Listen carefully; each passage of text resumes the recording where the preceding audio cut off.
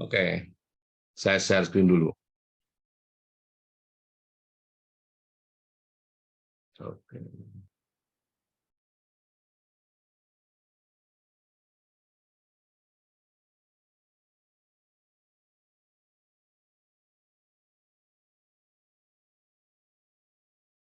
Oke.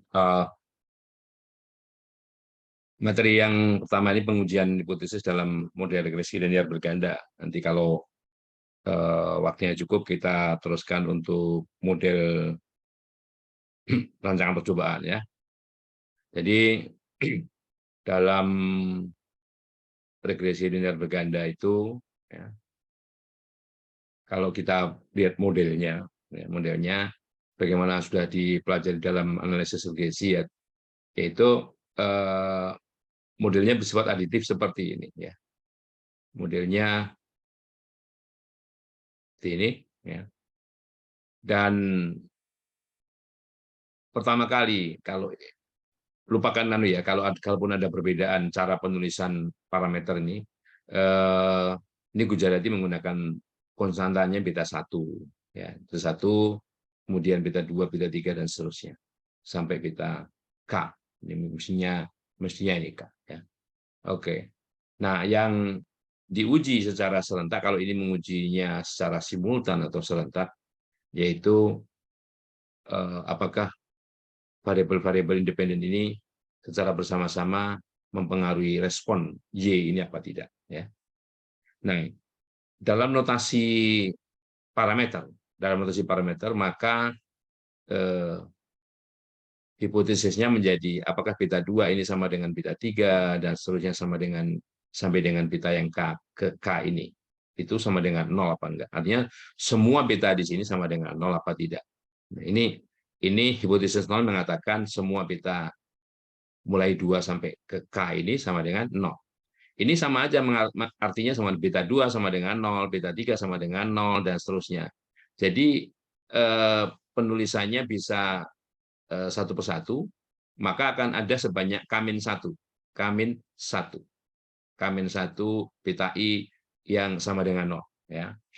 Nah, hipotesis tandingannya tentunya merupakan ingkaran dari hipotesis 0 ya, tidak benar bahwa hubungannya seperti ini. Kalau ini bisa dikatakan koefisien slope ini, katakanlah kalau masing-masing dilihat ini sebagai slope ya, koefisien slope dari parameter ini ya. Jadi tidak semua itu bisa saja cuma satu, bisa saja cuma satu yang tidak sama dengan nol, bisa dua, bisa tiga, atau bisa bisa jadi ke K-1 variabel ini signifikan mempengaruhi respon, atau ke K-1 beta ini tidak sama dengan nol. Ya. Nah, kalau misalnya diberikan informasi yang berkaitan dengan koefisien determinasi, jadi koefisien determinasi ya, R kuadrat ini, atau jumlah kuadrat model dibagi jumlah kuadrat total, itu koefisien determinasi. Sedangkan K-1 ini banyaknya parameter ini. Ya, ini kan karena mulai dari 2, 2, 3, jadi K-1, ada sebanyak K-1. Atau banyaknya variabel bebas, variabel prediktor. Nah, sedangkan yang di bawah ini adalah kuadrat tengah galat. Kuadrat tengah galat itu kalau R kuadrat itu adalah jumlah kuadrat model dibagi jumlah kuadrat total, maka 1 min R kuadrat ini adalah jumlah kuadrat galat. Jumlah kuadrat galat yang dibagi derajat bebas galatnya. Derajat bebas galatnya adalah N min K. N min K ya. Oke, maka K itu ada dia, K adalah banyaknya parameter, jadi termasuk yang di sini beta 1. Maka F itu bisa direpresentasikan seperti ini. Jadi kalau kita tahu R kuadratnya, atau kita tahu jumlah kuadrat dan jumlah kuadrat model dan jumlah kuadrat totalnya, atau salah satu jumlah kuadrat model atau jumlah kuadrat galatnya ya, dan banyaknya parameter serta banyaknya amatan kita tahu, maka F-nya bisa digunakan formula ini untuk menguji ya. Nah, oke. Nah, seterusnya Sorry. Nah,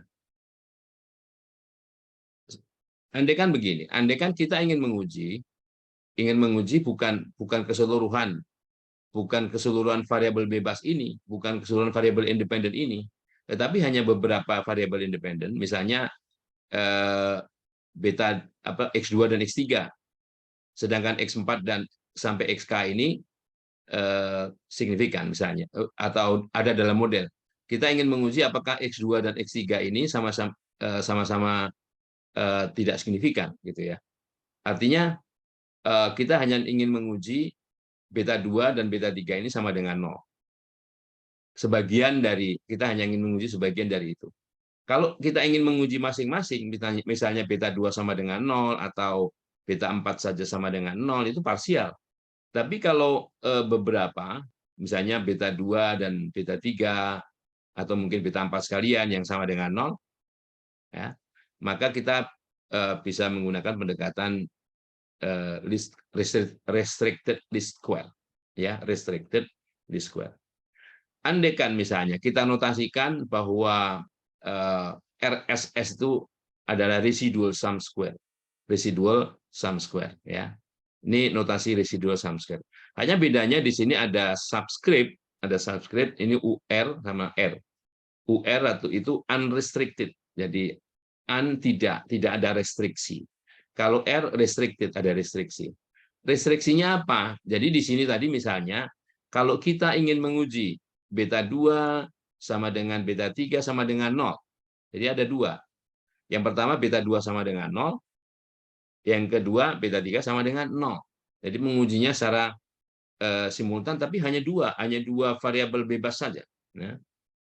Nah, kalau seperti itu, maka yang kita katakan sebagai restricted regression, maka kita menganalisis lagi seperti ini, tapi tanpa X2 dan X3. Jadi mulai X4, X5 sampai XK itu sebagai model yang terrestriksi. Restriksinya apa? Restriksinya karena beta 2 sama dengan beta 3 sama dengan 0. Ya, misalnya. Ya. Oke, nah, jadi yang unrestricted-nya itu ini. Ini yang unrestricted-nya. Semua parameter ada di dalam model. Ya. Nah, jadi kita bisa gunakan statistik uji F ini. Ya. Terlebih dahulu kita lihat M ini banyaknya restriksi linear, kalau barusan yang saya sampaikan sebagai teladan itu ada dua. Yang pertama beta 2 sama dengan 0, yang kedua beta 3 sama dengan 0. Jadi M-nya 2, ya. Sedangkan K ini adalah banyaknya parameter dalam model yang tanpa restriksi. Jadi model tanpa restriksi artinya semua ini beta 1, beta 2, beta 3, jadi ini termasuk dihitung sama beta K. Jadi kalau dalam hal ini, dalam model yang tertera dalam hal ini adalah ada sebanyak K, ya. K, banyaknya parameter dalam model yang tidak dikendala dengan adanya kendala tadi beta 2 sama dengan 0, beta 3 sama dengan 0. Ya. N banyaknya pengamatan. Nah, ini statistik yang diuji, boleh pakai yang atas, boleh pakai yang bawah. Kalau yang diketahui residual sum square, pakai yang atas. Kalau yang diketahui koefisien determinasi, gunakan yang bawah, ya. Nah, perlu diketahui bahwa formula yang di atas maupun yang di bawah ini penyebutnya ini residual sum square. Jadi jumlah kuadrat residu, jumlah kuadrat galat dibagi derajat bebasnya, ini kuadrat tengah galat, ya. Ini juga sama aja. Jadi penyebutnya ini sama-sama kuadrat tengah galat, ya. Hanya formulanya kalau di sini RSSUR dibagi N min K, kalau di sini 1 dikurang R kuadrat UR dibagi N min K. Nah, yang di atasnya pembilangnya, ya, pembilangnya itu sama-sama dibagi dengan M, sama-sama dibagi dengan banyaknya restriksi itu. Apa? Nah, kalau kita lihat, kalau kita menggunakan jumlah kuadrat galat, itu jumlah kuadrat galat R itu restricted, jumlah kuadrat yang terrestriksi, model terrestriksi, dikurangi jumlah kuadrat galat yang tidak terrestriksi. Ya. Kalau menggunakan koefisien determinasi, maka pembilangnya ini R kuadrat atau koefisien determinasi model unrestricted dikurangi yang restricted. Ya. Oke. Jadi misalnya di bukunya Gujarati ya, di bukunya Gujarati ini ada teladan variabel bebasnya itu GDP dan variabel bebasnya itu employment dan fixed capital. Kira-kira ini tenaga kerja, ini modal, ini GDP ya, ini GDP. Nah, oke.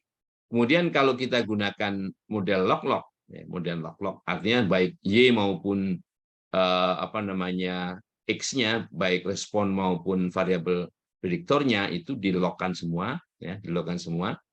Maka kalau model yang digunakan adalah log GDP sama dengan konstanta ditambah ini beta 1 kalau dalam Gujarati, ya, beta 1 tambah beta 2 log tenaga kerja ditambah beta 3 log modal gitu ya. Maka kita dapatkan analisis seperti ini dan informasinya dua-duanya R kuadratnya atau residual sum square-nya salah satu. Ini yang unrestricted ya. Ini UR unrestricted karena semua variabel ada di sini ya. Artinya semua variabel di sini ada 3, 2 prediktor, 1 respon ya. Jadi 2 prediktor. Sehingga parameternya ada 3, konstanta, parameter untuk slope log labor dan slope untuk log capital. Ada 3 ya. Nah, andaikan misalnya di dalam ekonomi ada terminologi yang namanya constant return to scale. Constant return to scale itu koefisien dari variabel log labor ini ya, ditambah koefisien dari log capital ini sama dengan 1. Jadi beta 2 ditambah beta 3 sama dengan 1. Itu namanya constant return to scale. Ya. Nah, apakah ini sama aja menguji? Kalaupun tidak pakai istilah constant return to scale, apakah kita bisa katakan, jadi H0 hipotesisnya, beta 2 ditambah beta 3 sama dengan 1. Itu H0 ya. H1-nya ya tidak sama dengan 1. Nah, kalau secara angka ini jumlahnya pasti lebih dari 1. Ini 0,3, ini 0,8. Ya. Pasti lebih dari 1. Tapi apakah kalau secara statistik, hipotesis 0 yang mengatakan beta 2 tambah beta 3 sama dengan 1 itu bisa diterima atau bisa ditolak. Ya. Nah, kita lihat. Nah, restriksi itu bisa dinyatakan dengan bagaimana kalau setiap karena koefisiennya ini bisa diselesaikan dengan cara begini. Salah satu di antaranya ya. Nanti ada cara lain. Misalnya kita bagi semua variabel, jadi semua variabel ini ya, kita bagi dengan labor. Labor itu employment ini. Employment ya. Jadi GDP di sini 114043 ini dibagi 8310 ya. Di sini 182113 itu juga dibagi 8310 sesuai dengan baris pengamatannya ini ya. Nah, kemudian hasilnya ya dilogkan, hasilnya dilogkan sehingga kita punya di sini nggak perlu lagi employment kan karena dia dibagi dia sendiri pasti sini satu semua ya.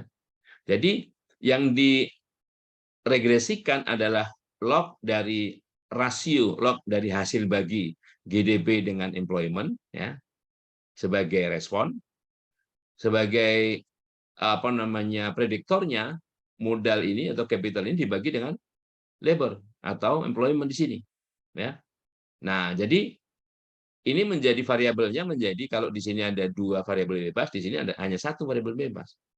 Hanya 1 variabel bebas ya. Nah, tapi sudah kompleks ini ya. Nah, sekarang bagaimana kuadratnya atau bagaimana residual sum square-nya. Jadi ini di sini restricted ya. Restricted-nya apa? Restriksinya apa? Bahwa beta 2 ditambah beta 3 itu sama dengan 1. Ya. Nah, kalau kita lihat ini unrestricted, restricted dari koefisien determinasi kalau residual sum square-nya menggunakan ini. Nah, di sini misalnya menggunakan residual sum square. Nah, yang di bawah, ini adalah kuadrat tengah galat. Kalau kuadrat tengah galat, ya dari unrestricted ya, dari unrestricted berarti RSUR ini dibagi N-K. Banyaknya data ini 20. Jadi dari cara kalau ini urut benar ya, misalnya 74 dikurangi 54 kan 20. Bukan dikurangi 55. Bukan 54 ya, 20. Banyak parameter ada 3 ya, ada 1, beta 1, beta 2, beta 3. Jadi 20 dikurang 3 ya. Oke, 17. Jadi 0,0136 ini dibagi 17 sebagai penyebutnya.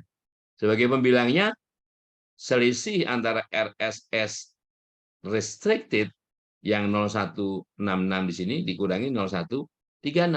0,0166 dikurangi 0,0136. Nah, hasil ini nilainya nilai F hitungnya 3,75. Nah, misalnya kalau misalnya kita lihat nilai peluangnya, ya cari nilai peluangnya pakai FDIS 3,75 dengan derajat bebas pembilang itu M1 dan derajat bebas penyebutnya 17. 20 min 3. Karena argumen untuk mencari peluang dari F itu selain nilai F itu sendiri, argumen mencari nilai peluang maksud saya, nilai F itu sendiri dan ada derajat bebas pembilang dan penyebut. Ya. Nah, nilai ini mengatakan bahwa kalau dilihat itu bahwa hasilnya ya, pakai R aja ya, pakai Excel nanti bisa lihat, atau kalau di ini saya stop share screen dulu di Gujaratinya misalnya gini, Gujaratinya mana? PowerPoint. Gujaratinya nggak kelihatan. Ya. Di Excel aja ya. Excelnya juga tidak kelihatan. Ya. Oke, saya balik sini lagi. Jadi kalau nilai peluangnya lebih besar dari 0,05, maka hipotesis 0 diterima ya. Kalau lebih kecil dari 0,05, peluangnya hipotesis 0 ditolak. Hipotesis 0 mengatakan apa? Hipotesis 0-nya mengatakan bahwa beta 2 tambah beta 3 ini sama dengan 1. Nah, jadi nilainya kalau dilihat ini memang hipotesis 0 diterima ya. Jadi terjadi yang namanya constant return to scale. Kalau terjadi constant return to scale, maka model yang benar adalah yang bawah. Ya, yang bawah ini yang benar. Oke. Oke. Ini jangan lihat hanya R kuadratnya. Kalau R kuadratnya 0,99. Kita tidak bisa serta-merta membandingkan R kuadrat ya dengan dua model. Apalagi modelnya berbeda. Ini log rasio, ini log biasa ya. Oke. Nah, ada satu lagi teladan di bukunya Gujarati ya. Kalau kita lihat ini ada di tapi kalau salah 79, latihan 719 ya. Ini hubungan antara Y itu adalah konsumsi per kapita daging ayam. Jadi konsumsi per kapita itu artinya per orang daging ayam dalam bentuk log ya. Ini semua sudah dilogkan. Nah, karena apa? Kalau modelnya log-log ya, kalau modelnya log-log itu artinya setiap koefisien beta 2, beta 3, beta 4 dan beta 5 itu bisa diterjemahkan sebagai koefisien elastisitas. X2 di sini kalau ini konsumsi ya, X2 ini misalnya ini pendapatan setelah pajak, artinya pendapatan yang sudah dipotong pajak. X3 ini harga eceran daging ayam, ini harga eceran daging babi karena dia di Amerika ya, ini harga eceran daging sapi. Ya, harga eceran daging sapi. Ya. Ini daging ayam, daging babi, daging sapi, sorry. Ini pendapatan apa namanya per kapita. Ini harga eceran daging ayam, harga eceran daging babi, ini harga eceran daging sapi. Ya. Nah, dalam hal seperti ini kalian juga nanti siapa tahu jadi peneliti dan sebagainya harus diperhatikan secara keilmuan. Misalnya karena ini berkaitan dengan harga dan sebagainya, kita perlu lihat beta 2. Beta 2 ini adalah pendapatan, ya, pendapatan. Nah, kita berharap kalau secara teori kalau pendapatannya bertambah, maka konsumsinya juga bertambah. Ya. Nah, jadi beta 2 di sini berharap nilainya positif. Beta 2 itu berharap nilainya positif. Nah, kalau hasilnya negatif, baru kita mesti telusuri ya. Kok bisa negatif gitu ya. Demikian juga di sini bahwa kalau di sini harga eceran daging ayam, ya, harga eceran daging ayam, kalau secara teori kalau harga itu naik, maka konsumsinya turun ya. Maka konsumsinya turun karena ini permintaan apa namanya? Sorry. Ini konsumsi itu sama aja permintaan. Konsumsi per kapita daging ayam. Ini ayam. Kalau harganya ayam naik, maka secara teori, secara kualitatif bahwa permintaannya akan turun. Ya. Bagaimana dengan harga daging yang lain? Nah, itu karena di sini yang dipakai sebagai respon adalah konsumsi daging ayam ya. Ini daging yang lain nih. Daging yang lain itu apakah dia sebagai produk yang apa kompetisi ya, produk kompetisi atau ada produk pelengkap. Nah, ada produk pelengkap. Kalau beta 4 maupun beta 5 itu positif, kalau dia positif maka eh, daging yang lain itu sebagai pesaing, ya, pesaing, competing. Competing itu pesaing. Jadi produk pesaing ya. Tapi kalau tandanya negatif, kalau tandanya negatif maka baik daging yang lain, daging babi maupun daging sapi ini sebagai eh, produk atau daging pelengkap, ya, pelengkap ya. Nah, kalau tidak signifikan atau nilai sama dengan nol, nggak ada hubungannya antara daging-daging yang lain itu dengan daging ayam. Ya. Oke. Dan ini kan ada beta 2, beta 3, beta 4, beta 5 nih. Nah, kalau uji apa namanya simultannya mesti menguji apakah apa namanya kenaikan pendapatan ya. Kemudian harga eceran daging ayam, harga eceran daging babi dan harga eceran daging sapi ini signifikan mempengaruhi konsumsi per kapita apa tidak gitu. Oke. Nah, itu kalau secara bersama-sama itu simultan ya. Tapi kalau bagaimana kalau dari model itu, dari model 816 itu yang diuji 4 dan 5 ini. 4 dan 5 itu mengatakan apa? 4 dan 5 itu oke, beta 4 ini sama dengan nol. Beta 5 ini sama dengan nol. Atau daging apa namanya babi dan daging sapi itu nggak ada hubungannya dengan daging ayam. Beta 4 sama dengan beta 5 sama dengan nol. Ini artinya ini dua restriksi. Yang pertama beta 4 sama dengan nol, yang kedua beta 5 sama dengan nol. Nah, kalau begitu, kalau ini benar, kalau beta 4 sama dengan nol, kalau beta 5 sama dengan nol, maka modelnya bukan 816, modelnya pasti ini. Ya. Modelnya pasti log YT ini hanya beta 1 tambah beta 2 log X2, ditambah beta 3 log X3, plus error ya, kan begitu. Nah, oke. Oke.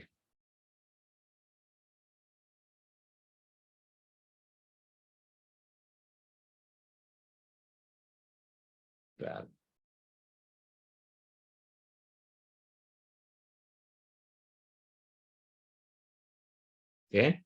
Mana nih?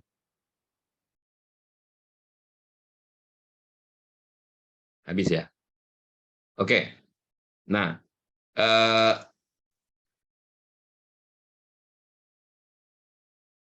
saya share yang Excel-nya ya.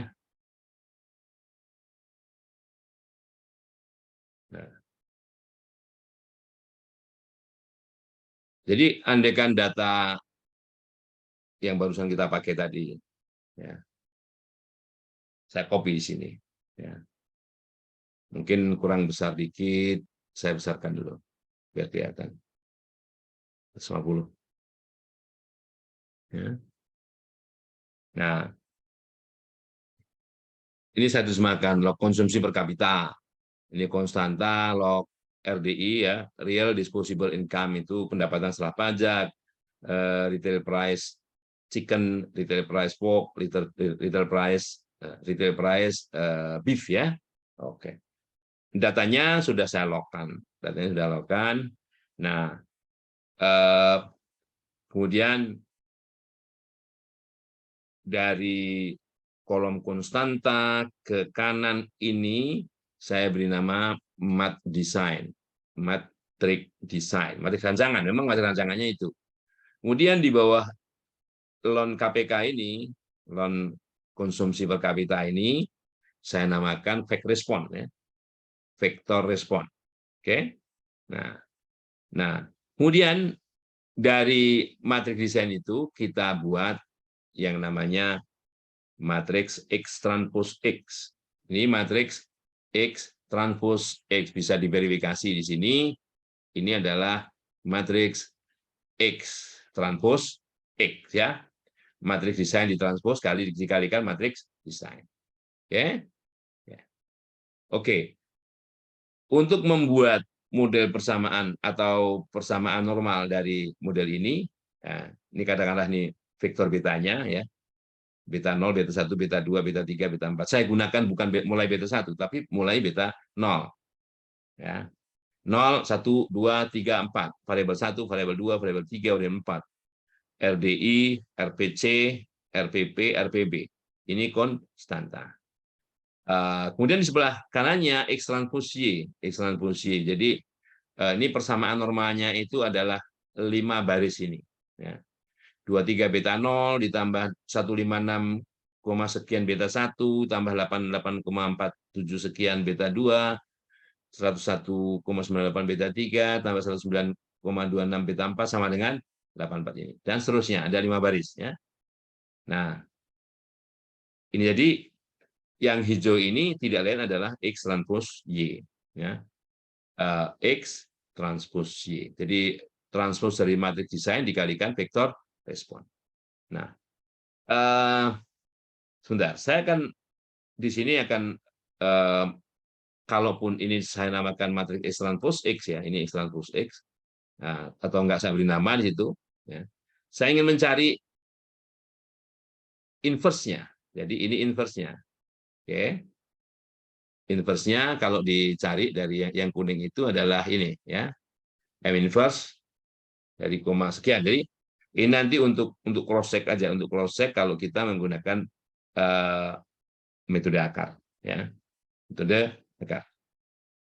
Oke. Sebelum lebih lanjut ke sana, saya akan buka dulu bukunya Gujarati ya. Bukunya Gujarati ini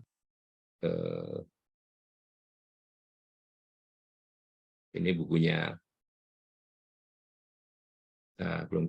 Nah, ini bukunya Gujarati ya. Tadi untuk jawab tadi. Nah, ini yang GDP tadi, yang constant return to scale tadi, ya. Yang constant return to scale. Ini jawabnya ya.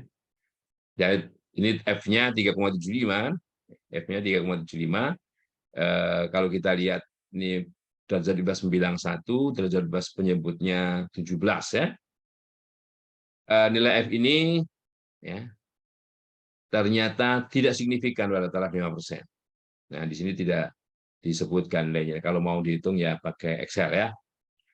Artinya tidak signifikan seperti penjelasan saya, H0-nya benar, H0-nya mengatakan bahwa terjadi constant return to scale.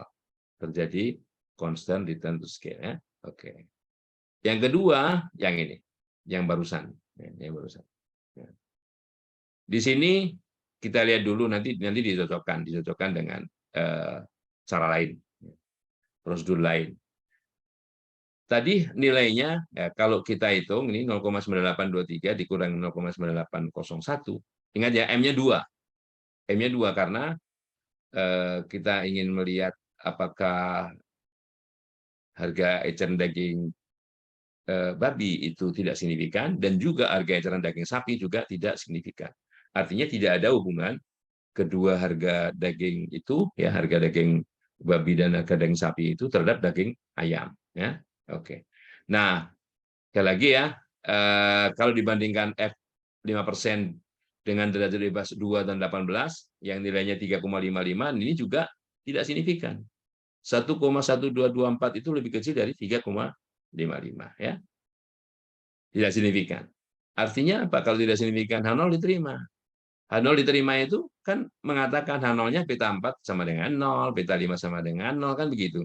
Jadi nggak ada alasan untuk membuang ini. Jadi yang dipakai yang constraint ini.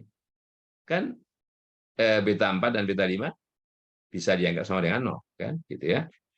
Oke, ini ada yang baru masuk. Ya. Oke. Oke. Nah, mungkin ada yang mau tanya nanti sebelum saya lanjutkan. Saya ke tampilan Excel lagi ya. Oke. Jadi nggak signifikan ya. Oke. Nah sekarang ya, di sini ada beberapa hal. Jadi kalau kita menggunakan metode akar kuadrat ini ya, sebagaimana sudah saya jelaskan, ini bisa digunakan untuk menguji hal-hal seperti yang barusan saya sebutkan, tapi dengan cara ini ya, dengan cara ini pengujian hipotesis dengan menggunakan metode akar kuadrat ini. Ya. Yang pertama tentunya diolah dulu. Yang bagian kuning ini adalah matriks X transpose X. Saya beri nama dulu. Oke, saya beri nama X transpose X ya. X transpose atau pakai ini X ya. Oke, pasangannya di situ, tulisnya di situ ya. Yang di sini X transpose Y, X transpose Y. Oke. Di sini matriks identitas. Di sini matriks identitas. Siapa tahu kita ingin mencari varian dari masing-masing apa namanya taksiran dari parameter ya. Ini identitas. Oke. Dan di sini kalau kita ingin sama saja sebetulnya untuk keempat kolom terakhir ini, tapi ini saya buat khusus untuk kalau kita menguji, kalau ingin membuat selang kepercayaan ya, selang kepercayaan dari kombinasi linier ya. Jadi misalnya kita ingin mencari selang kepercayaan 3 beta 0, 1 beta 1, tambah 1 beta 2, dikurang 2 beta 3, ditambah beta 4. Yang pertama. Yang kedua, 0 beta 0, ya artinya yang di sini beta 0 dan beta 4-nya 0, hanya beta 1 dikurang beta 2, 2 beta 2 ditambah beta 3. Nah, yang di sini untuk pengujian, ini untuk pengujian hipotesis. Ya. Ini untuk kolom pengujian. Jadi misalnya ini ada 2 pengujian ya. Nah, nanti ini koefisien, ini matriks kombinasi linear pada hipotesis. Jadi ini kalau kita lihat nih beta 3 sama dengan sesuatu. Ini beta 4 sama dengan sesuatu. Sesuatunya nanti di bawah ya. Ini koefisiennya saja. Jadi kita ingin menguji nanti sesuatunya itu apakah beta 3 sama dengan 0 dan beta 4 sama dengan 0 secara bersama-sama ya. Nanti tinggal ganti aja kalau bukan beta 3 beta 4 ya, di sini koefisiennya. Ini caranya begitu. Ya. Dengan menggunakan metode akar, sekali lagi caranya bahwa yang pertama ini adalah akar dari 23 ya. Kemudian di sebelah kanannya masing-masing di sebelah kanan 23 itu dibagi hasil ini ya. Kanan kopikan. Nah, yang kedua di sini ganti yang di bawah ini ya. Ini sudah selesai, mesti bagusnya mang ini nggak ditampilkan biar nggak ribet nanti ya. Oke. Yang kedua, ini 1065 ini dikurangkan dulu 32,53 kuadrat, hasilnya diakarkan. Nah, kemudian di sebelah kanannya, kalau sebelah kanannya ini tidak begitu. Jadi sebelah kanannya di sini adalah sebelah kanan 1065 ini, 602 dikurangi 32 kali 18 ini, berapa hasilnya? Dibagi nilai di sini. Kopikan ke kanan. Kalau yang di sini saya lompati saja ya, biar sama caranya yang jelas. Ini adalah 1, 2, 3, 4, berarti 1, 2, 3, 4, berarti 455 ini, ya. 455 ini dikurang dulu dengan 21 kuadrat, dikurang 1,73 kuadrat, dikurang 0,27 kuadrat, hasilnya berapa? Diakarkan. Sebelah kanannya, ingat lagi ini tadi, ini dipakai sebagai pengali. Sebelah kanannya itu 487 dikurang dulu 21 kali 22, dikurang 1,7 kali ini, dikurang ini kali ini, hasilnya berapa? Dibagi 0,3126. Kopikan kanan. Nah, gitu caranya untuk apa namanya, operasinya ya, operasi akar kuadrat itu. Makanya metodenya namanya akar kuadrat karena kita menggunakan akar kuadrat untuk setiap yang pertama di sini ya. Nah, oke. Setelah itu untuk apa ini hasilnya? Nah, hasil olahan di sini, ya, hasil olahan X transpos Y ini sering disebut dengan vektor T, ya, vektor T. Kalau dalam notasinya Grebel ini vektor T, atau saya tuliskan aja vektor T kecil, ya, vektor T kecil, ya. Oke. Nah, kemudian yang di sini di bawahnya identitas ini, ya, di bawah identitas ini biasanya digunakan untuk mencari inverse dari matriks kuning itu, inverse dari matriks yang kuning ini, ya. Caranya gimana? Transpos dari yang abu-abu ini, yang saya sorot ini, dikalikan dia sendiri. Nah, ini untuk hasilnya di sini, ya. Ini hasilnya. Oke. Nah, ini transpos dari O35 tadi, yang hasil di bawah, hasil olahan di bawah identitas tadi ya. Jadi dari O25 sampai S29. Transposnya kalikan dia sendiri. Nah, ini bagaimana tadi sudah saya cari, ya. Tadi inverse-nya kan ini. Ya, ini cocok ya. Nah, itu dulu cara kami untuk mencari inverse ya, untuk mencari inverse matriks apa namanya, simetris, untuk mencari inverse matriks simetris kalau ukurannya lebih dari 3 kali 3. Nah, kalau simetris dulu ya, kalau nggak simetris nggak bisa dengan cara ini. Ini harus simetris dulu. X transposnya ini matriks simetris. Oke. Nah, jadi yang di bawah ini ya. Nah, dari yang di bawah ini, bisa digunakan untuk mencari penduga titik. Penduga titik dari beta 0, beta 1, beta 2, beta 3, dan beta 4. Caranya sebetulnya ini tidak lain adalah persamaan yang penggantian di atas tadi. Ini hanya untuk mempermudah. Jadi koefisien di sini dikalikan beta 0 ya. 4,79 beta 0 tambah 32,53 beta 1 dan seterusnya sampai 22,78 kali beta 4 sama dengan 17. Dan seterusnya sampai yang terakhir nih 0,2739 sama dengan 0,2739 beta 4 sama dengan 0,025. Sehingga kita bisa mencari mulai dari beta 4. Beta 4 kita dapat 0, ini ada formulanya di atas tuh ya. Nah, ini ada formulanya. Dengan substitusi balik ya. Dengan substitusi balik kita bisa mendapatkan beta 4 sampai beta 0 akhirnya ya. Caranya gitu. Nah, ini kalau pakai cara ini. Kalau pakai cara matriks langsung ya sama saja nih ya. Ini pakai matriks M inverse ya. Jadi inverse dari X transpos X kali X transpos Y ya. Jadi P3 sampai P7 ya. Kalau dilihat begini. Sorry. Nah, kan? Jadi inverse dari yang kuning ini kalikan yang coklat ini.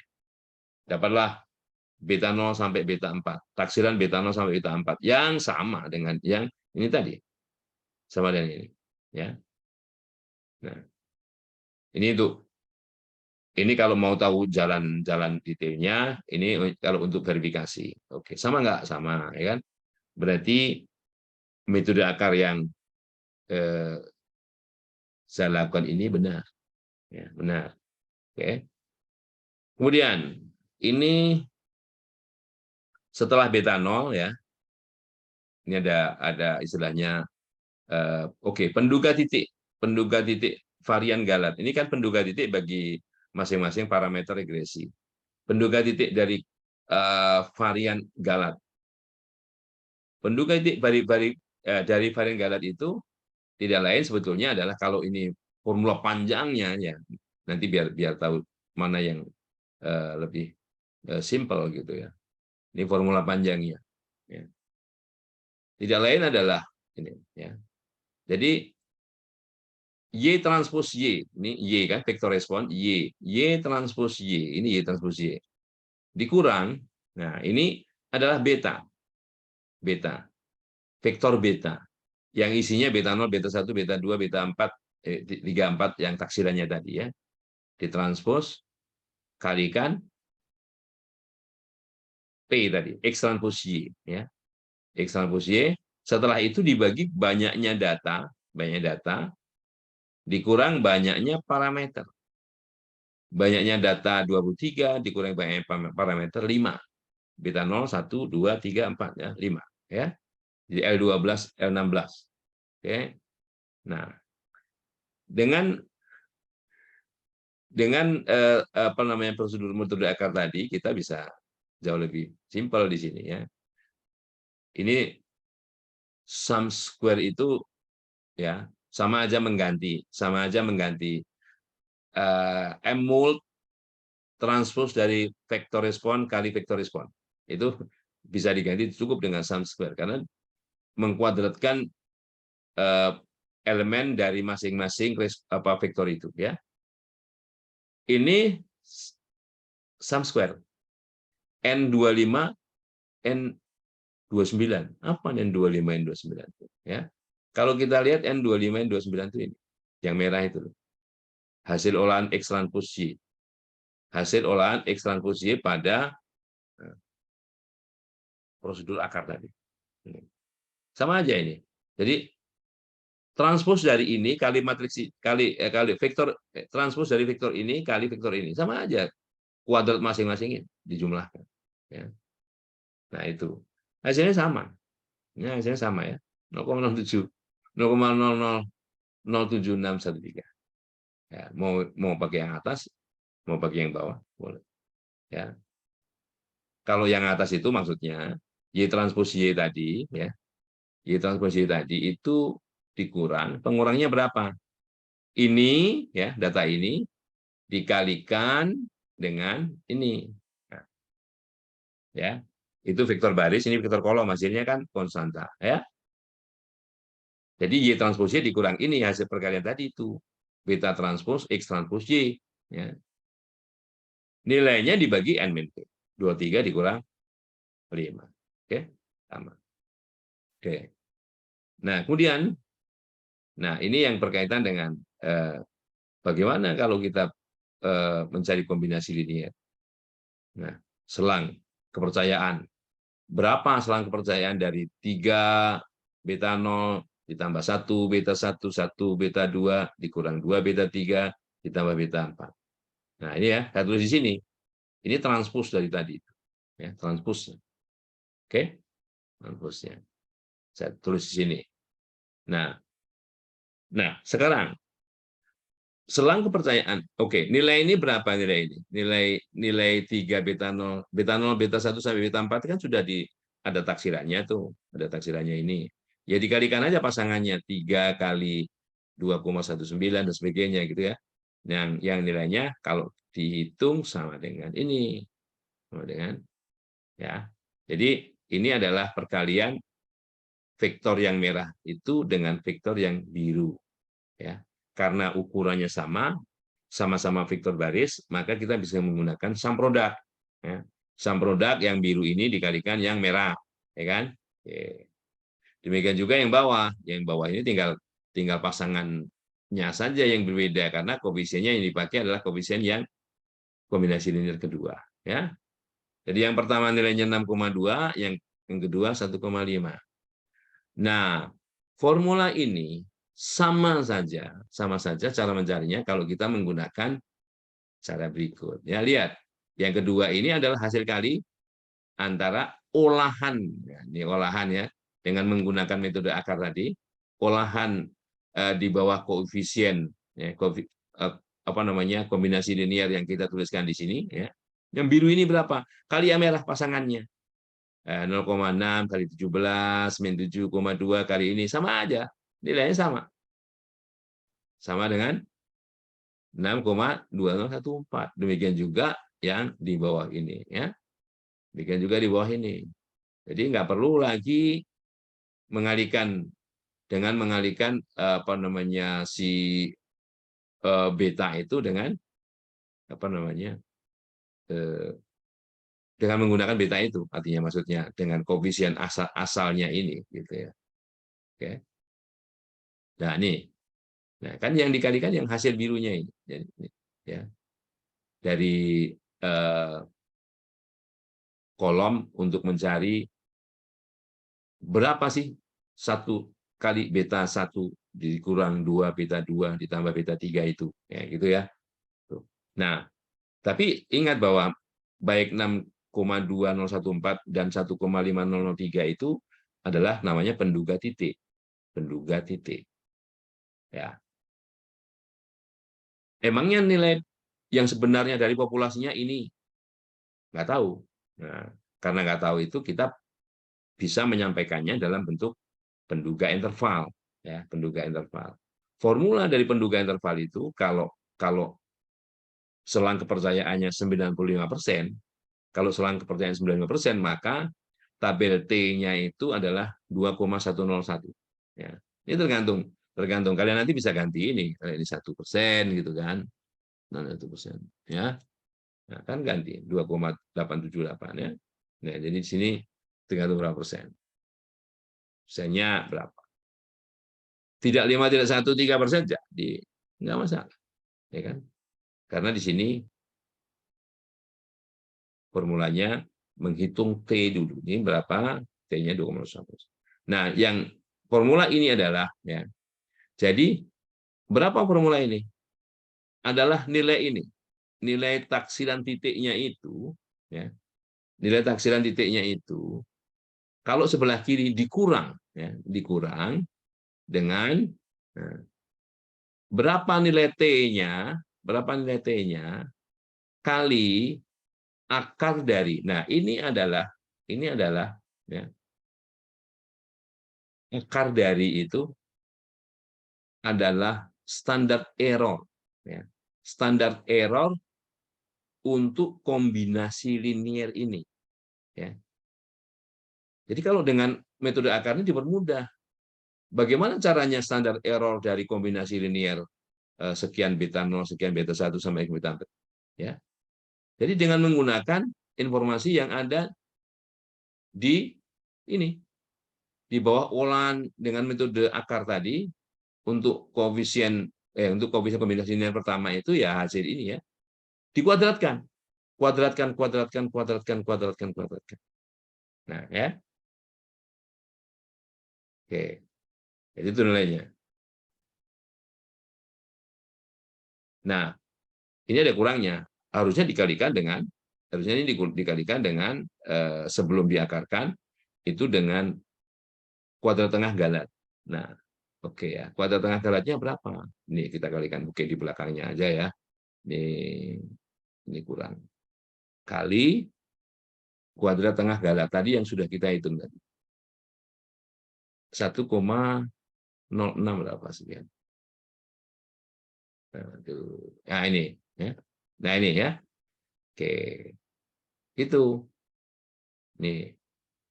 Ini juga harus dikalikan. Ya, dikalikan dengan nilai sel berapa tadi? 0,00716 ya.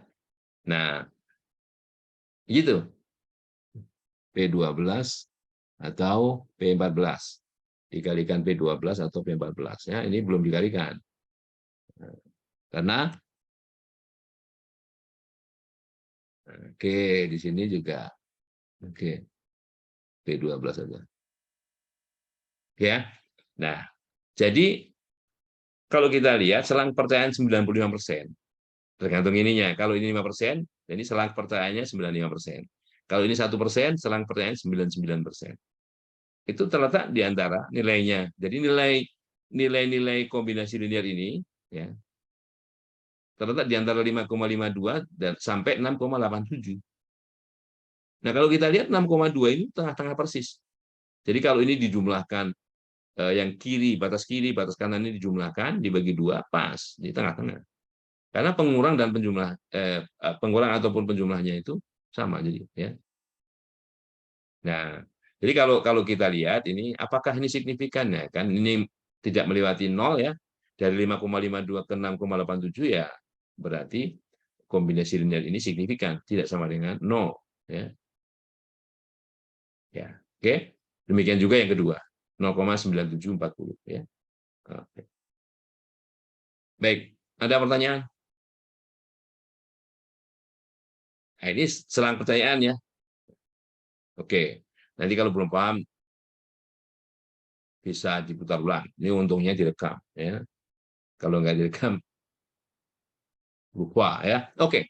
Nah, yang terakhir yang berhubungan dengan pengujian hipotesis tadi. Nah, hipotesis ya. Tadi kita ingin menguji bahwa beta 3 ini ya, beta 3 ini sama dengan 0 dan beta 4 juga sama dengan 0. Jadi ada dua hal. Maka wajar terjadi bebasnya namanya dua terjadi bebas kombinasi linear pertamanya ini dua. Nanti bisa diganti-ganti ya, ini bisa diganti-ganti ya. Vektor H-nya, vektor H-nya juga bisa diganti. Oke. Nah, untuk sementara begini. Apa yang kita tuliskan sebagai koefisien kombinasi linear di sini yang matriksnya merah bata ini itu disebut sebagai matriks H transpos. H transpos. Ini artinya kan 0 kali beta 0, 0 kali beta 1 gitu ya. Sampai yang di sini 1 kali beta 3 ya. Yang di sini 1 kali beta 4. Oke. Nah, vektor H-nya itu 0, 0. Jadi artinya ini 1 kali beta 3 sama dengan 0. 1 kali beta 4 sama dengan 0. Ini vektor H kecilnya ya, vektor H transpusnya. H kecil ya. Kalau H kecil itu nilainya. Nilai di sebelah kanan sama dengan. Kalau yang di sini itu koefisiennya. Oke ya. Baik. Jadi ini maksudnya ada dua persamaan. Beta 1 kali beta 3 sama dengan 0. Yang kedua, 1 kali beta 4 sama dengan 0. Ini bisa diganti-ganti ya. Di sini H kecilnya juga bisa diganti. Oke. Berikutnya adalah G transpos. Nah, G transpos. Dari mana G transpos itu? G transpos itu ya olahan H tadi. Ini H itu diolah menjadi G. Ini ya, G transpos itu ini. Kalau H transpos itu yang atas, G transpos yang bawah. Ini bisa dikembangkan kalau persamaannya lebih dari 2. Mau 3, mau 4, dan sebagainya. Nggak masalah. Ya. Oke, paham ya? Oke. Caranya gitu, ini sebagai yang di bawah itu olahan G transpos ini olahan dari H. Ya. Nah, sekarang kita cari dulu yang namanya G kecil. G kecil itu adalah selisih antara G, bukan G transpos ya, G kali T dikurang H. G kali T dikurang H. Oke, ini hanya saya transpos. Kalau di sini H transpos 00, maka hanya dituliskan sebagai kolom 0, 0 ya. Oke. Sekarang G transpos ukurannya 5 kali 2, berarti G 2 kali 5. G-nya 2 kali 5. Kali T. T itu yang mana? T itu yang ini loh. Tadi kan ada vektor T itu sudah saya tuliskan. Mana tadi? Oke. Nah, ini. Nih. T-nya ini hasil olahan dari X transpos Y. Saya beri nama vektor T ya. Saya beri nama vektor T. Jadi di sini bisa saja kalau saya mau tulis ulang ya. Ini apa namanya? N25, N19 ini vektor T ya. Ya misalnya Saya timpa. Emul. G itu berarti transpos dari ini. Transpos dari G transpos ini. Transposnya dari G transpos kan G. Ini G. Ya kan? Terus kali T. Nah, T tadi kan sudah diberi nama, vektor T. Ya. Nah, tadi vektor T begini. Oke? Kontrol, Shift, Enter. Ya, sama kan? Nah, ini saya timpa. Sekarang formulanya jadi ini. Oke? Ya, gitu ya. Oke. Ini G-nya. Ini G-nya. Oke. Kemudian dikurang H. Ini GT dikurang H. Ini nilainya ya. Ini nilainya G kecil. G kecilnya ini. G kecilnya. G kecilnya ini. Kemudian saya copy ke sini. Saya copy ke sini. Ini adalah kopian dari sini. Atau sama dengan. Ini sama dengan. Ini berarti kopikan di bawahnya sama dengan. Oke? Nah, ini G kecil. Yang di sini G transpose. G transpose. Ini adalah G transpose. G-nya ya transpose dari ini, 2 kali 5 ukurannya. G transpose 5 kali 2, berarti hasilnya 2 kali 2. Jadi ini adalah, kalau dilihat nih, klik gitu ya. Nah, jadi transpose dari ini kali ini menghasilkan G transpose. Oke? Setelah itu kalian olah lagi. Nah, ini makanya perlu belajar metode akar itu begitu. Untuk ini ya. Yang pertama, kenapa ini 36? Akar dari 13,05. Jadi ini adalah akar dari ya. Akar dari. Oke? Akar dari itu ya. 49. Sebelah kanannya ini adalah yang merah, yang biru dibagi yang merah. Yang biru dibagi yang merah. Oke? Kemudian kolom L-nya dikunci untuk mengkopikan ke sebelah sini. Yang biru dibagi yang merah. Oke? Nah, tetap aja membaginya ini kan. Baris pertama ya. Yang kedua, karena cuma kombinasi linier ya, maka di sini ukurannya 2 kali 2. Kalau 3 kali 3 GG aksennya ya. Ini caranya 13 ini dikurang 1,69 kuadrat. Hasilnya diakarkan ya. Hasilnya diakarkan ya. Jadi yang biru dikurang yang merah dikuadratkan, hasilnya diakarkan. Oke.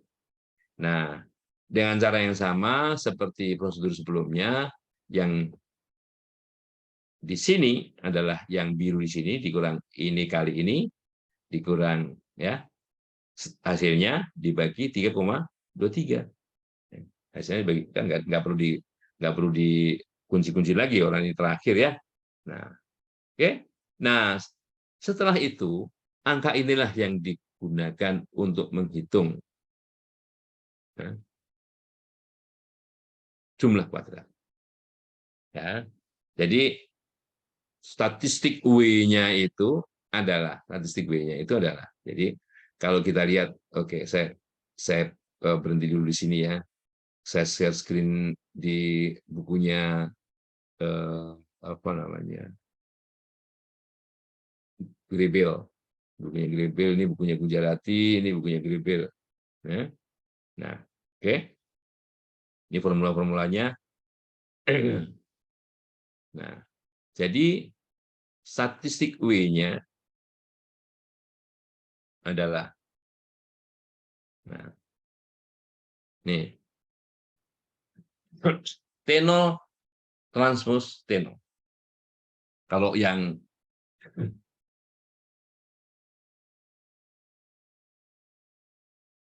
atas tadi T transpose T.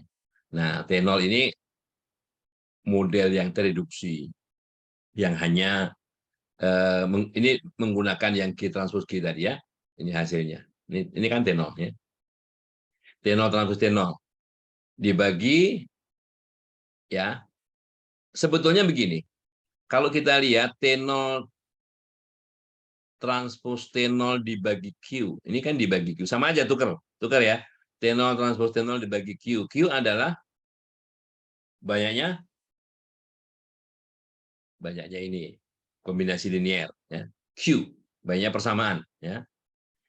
Yang bawah ini Y transpos Y dikurang T transpos T dibagi N min P. Itu kuadrat tengah galat.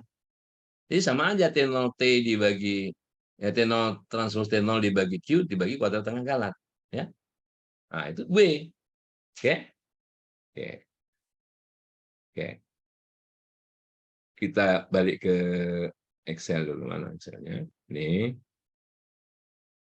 Nah, jadi istilahnya begini. Oke.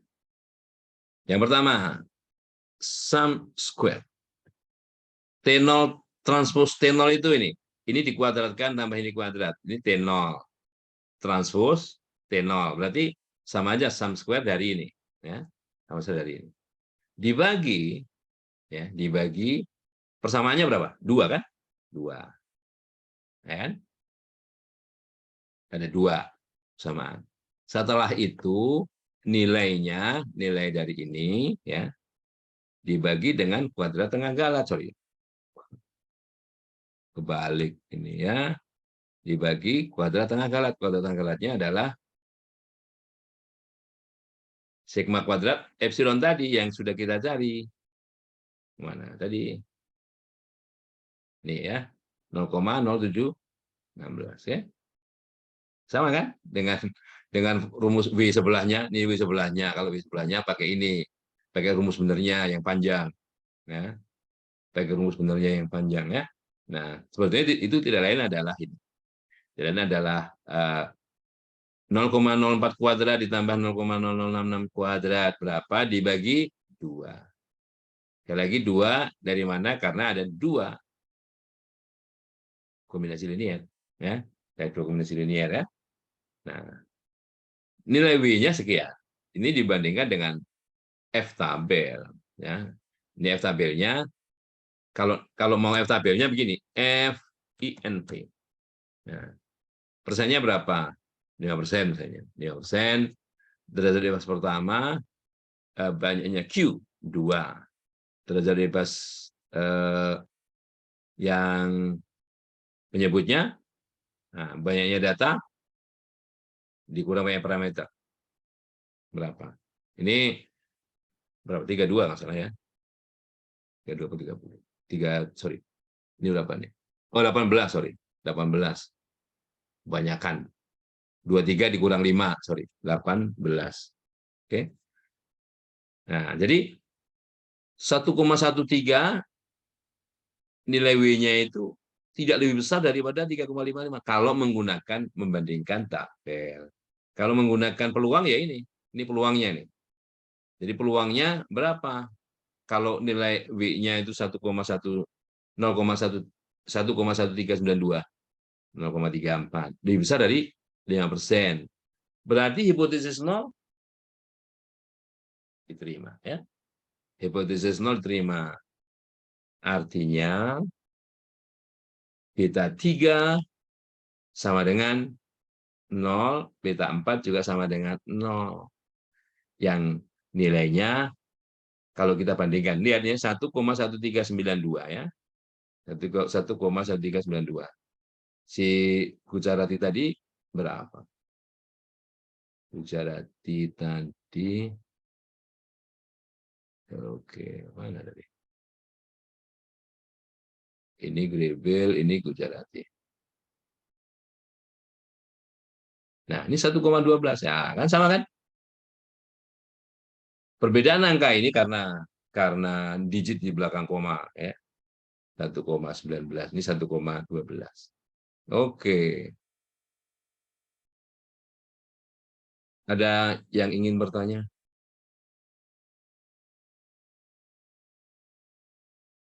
Oke, nanti file Excel-nya saya share ya.